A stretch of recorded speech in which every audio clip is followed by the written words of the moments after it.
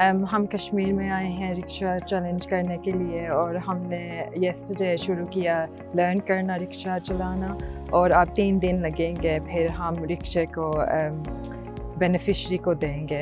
हम इस मकसद के लिए आए हैं सदका जारिया करने के लिए हमारे बाप के लिए।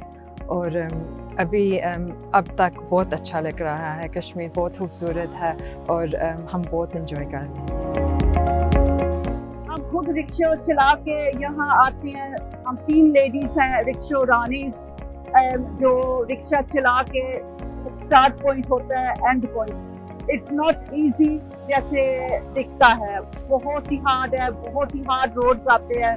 इस दफ़ा कश्मीर में जो हमने एक्सपीरियंस किया ड्राइविंग में, वो चढ़ाई हैं, फिर वो डाउन जाते हैं, फिर वो ऊपर जाते हैं और जो वो ट्विस्ट आते हैं रोड में।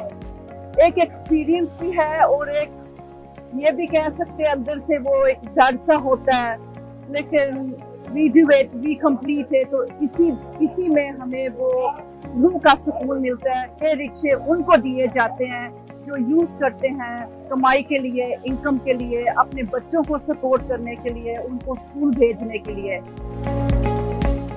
हमने ये रिक्शे उन लोगों को जिनको ज़रूरत है काम करने की, जो बेरोज़गार है, उनको ये हमने रिक्शे दिए हैं ताकि वो अपनी रोज़ी रोटी खुद से कमा सकें और ख़ुद जैसे अपने पैरों पे खड़े हो सकें और अपना घर चला सकें। तो फ़िलहाल हम यहाँ आज़ाद कश्मीर में आए हुए हैं।